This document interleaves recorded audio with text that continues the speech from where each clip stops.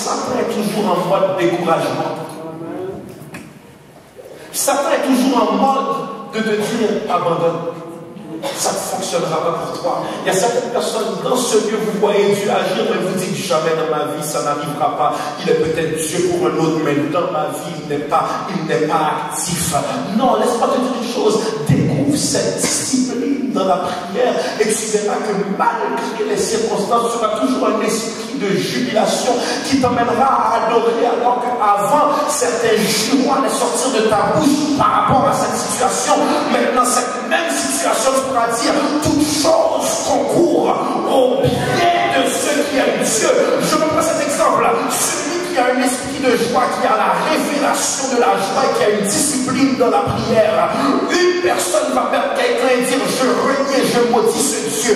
Une autre personne va vivre ce même temps et dire nu je suis sorti de la terre, nu je me tournerai de la terre. L'Éternel a donné, l'Éternel a ôté, que son nom soit béni. Une personne se fait congédier et maintenant ne veut plus aller à l'église. Cette personne veut même escalader de Jacques Cartier pour se suicider. Et l'autre personne maintenant qui a subi le même congédiement dans un esprit de joie et dans un esprit de révélation dit à l'Éternel la terre, ce qu'elle renferme, le monde et ce qui l'habite. Parce que celui qui a un esprit de joie ne s'appuie jamais sur les faits, mais s'appuie sur la foi. Les faits disent que tu n'as pas d'argent.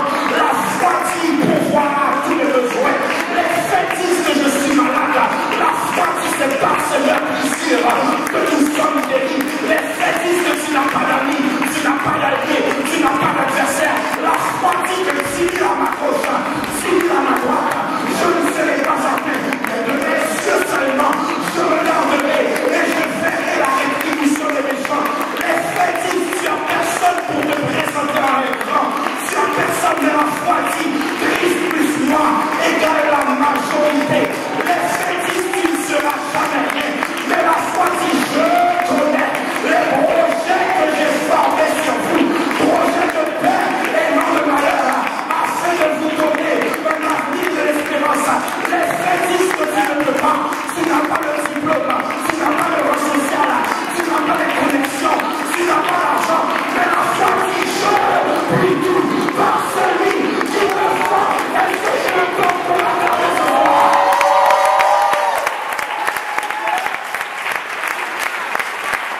Lève-toi de main, tu parles, la foi, je réussirai.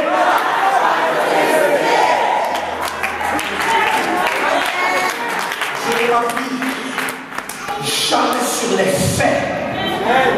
Parce que la vraie réalité et la vraie vérité sortent de la bouche de Dieu. Le monde surnaturel peut transformer ma réalité dans le naturel. Parce que ma première adresse, je vous le redis, n'est pas l'hôpital Sainte-Justine. Ma première adresse est la pensée de Dieu. Il dit, Jérémie, avant même que tu fuisses dans le ventre de ta mère, je t'ai connu et je t'ai appelé prophète des nations. Donc ma joie vient de ma proximité avec là-haut. Dans une vie de discipline, dans la prière. Je reprends. Certaines personnes, vous êtes en couple. La première année de ton couple, il y a 15 minutes de pause. Je vais voir s'ils sont appelés. Dîner, je vais voir s'il va m'appeler. Il est midi 15, je suis avec ta pause à midi 10. Comment maman? Est-ce qu'il parle à quelqu'un d'autre? Arrivé à la maison, le souper, il le prononce. Minuit, encore au téléphone. Donc tu n'arrives pas à te passer de ne pas entendre la voix de cette personne. Mais comment pouvons-nous faire des journées au grand complet sans entendre la voix de Dieu? Amen.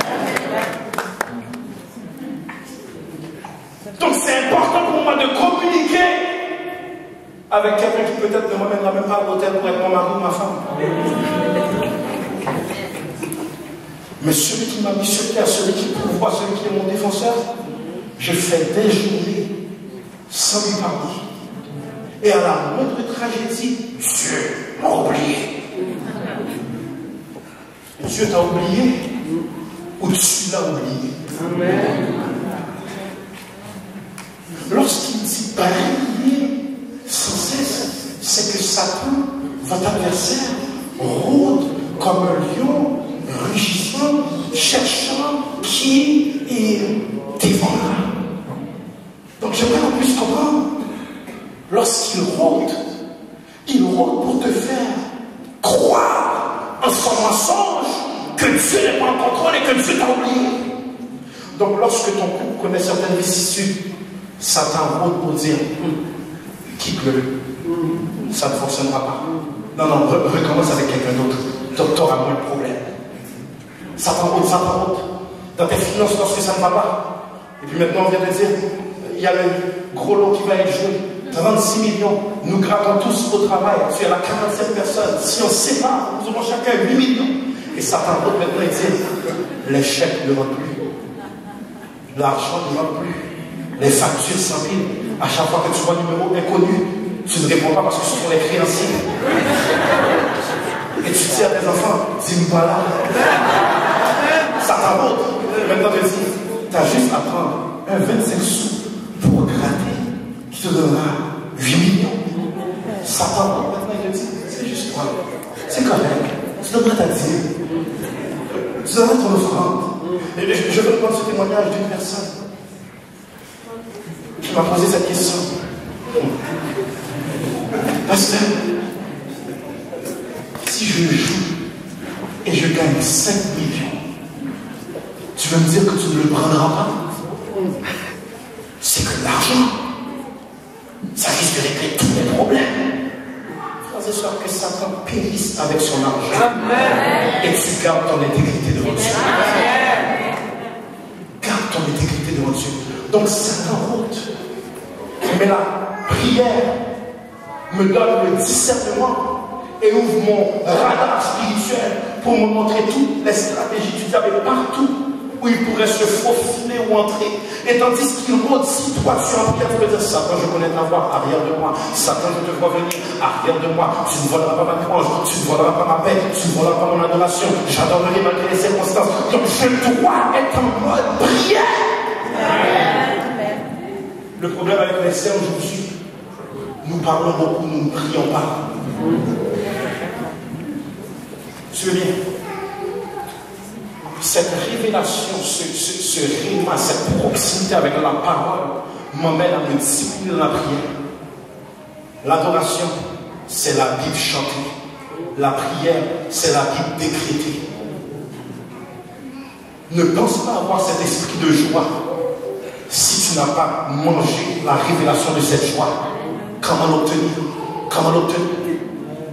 C'est ordonner à mon âme ce je bénis l'Éternel en tout temps. Et sa louange sera toujours dans ma bouche. Une bouche en louange évitera des paroles de négativité. Une bouche en louange évitera des paroles de dépression. Une bouche en louange préférera exalter Dieu plutôt que dire n'importe quoi. Une bouche en louange, mais je ne peux pas louer Dieu sans connaître Dieu. Je ne peux pas adorer Dieu sans connaître Dieu. Je ne peux pas prier Dieu sans connaître Dieu. Quelqu'un dit la parole de Dieu doit entrer en moi. Pour découvrir ce bonheur, ça prend la puissance du Saint-Esprit. Ça prend la puissance du Saint-Esprit. Galates 5, 22. Ça prend la puissance du Saint-Esprit. Galates 5, 22 nous dit: mais le fruit de l'esprit, c'est l'amour, la joie, la paix, la patience, la bonté, la bénignité, la fidélité, la douceur, la tempérance. Je reprends. Mais le fruit de l'esprit, c'est l'amour, la joie, la paix, la patience, la bonté, la bénignité, la fidélité, la douceur, la tempérance. J'aimerais qu'on puisse dire ensemble, développons une proximité avec le Saint-Esprit. Développons une proximité avec le Saint-Esprit. Faites quoi? Honore-le dans tes moindres faits et gestes. Honore-le dans tes paroles, honore-le dans ton comportement, honore-le dans ta discipline de sanctification, et tu verras un esprit de joie. Tu ne te comprendras même pas. Certaines choses te faisaient sortir n'importe quel mot. Et dans la même situation, parce que tu as une proximité avec le Saint-Esprit, tu pourras regarder l'oppresseur et lui dire bonjour, alors qu'avant tu l'aurais jugé. Tu pourras regarder cette personne qui vient voler ta paix et dire la paix de Dieu soit avec toi. Parce que cette proximité avec le Saint-Esprit m'emmène à comprendre que tous ne valent pas que je perde ma joie. Non, non, ma chérie, tu es belle, tu es beau, mais tu ne vaux pas tout ça. Tu ne vaux pas que je sois arrivé avant le temps. Tu ne vaux pas que je ne sois stressé avant le temps. Non, non, non, non, non, non, non. J'ai la révélation de ma joie. Tu es trop petit pour enlever cet esprit de joie. Heureux, malgré les circonstances. Est-ce que je peux conclure ce soir? La tristesse et la négativité profitent au diable, mais la joie pousse l'Éternel à se manifester. Je reprends. La tristesse et la négativité profitent à Satan, mais la joie pousse l'Éternel à se manifester. 1 Corinthiens 16, 23 à 27. 1 Corinthiens 16, 23 à 27. Je conclue cette série d'enseignements. 1 Corinthiens chapitre 16, verset 23 à 27 nous dit: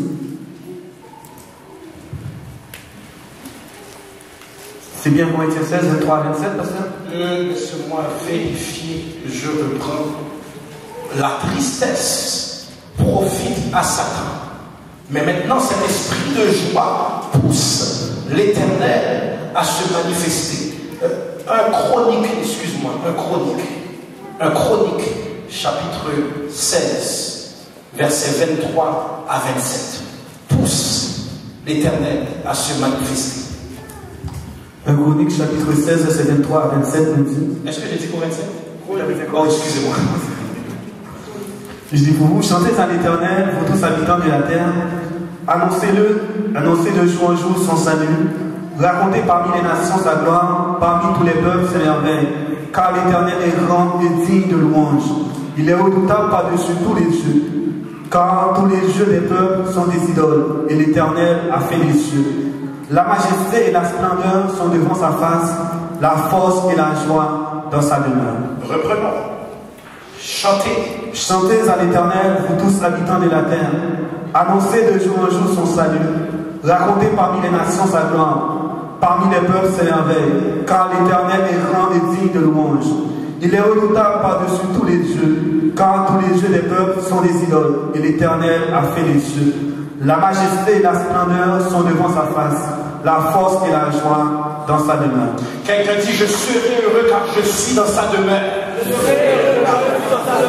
ne vais jamais confesser ce que Satan m'emmène à confesser. Par la foi, la Bible va nous faire comprendre que la foi est une ferme assurance des choses qu'on espère, une démonstration de celles qu'on ne voit pas. Je ne suis pas menteur lorsque je dis tout va bien, alors qu'on connaît la situation de ma santé, qu'on connaît la situation de mes finances, on connaît la situation de mon mariage, mais je sais qu'il y a d'abondante joie devant sa face.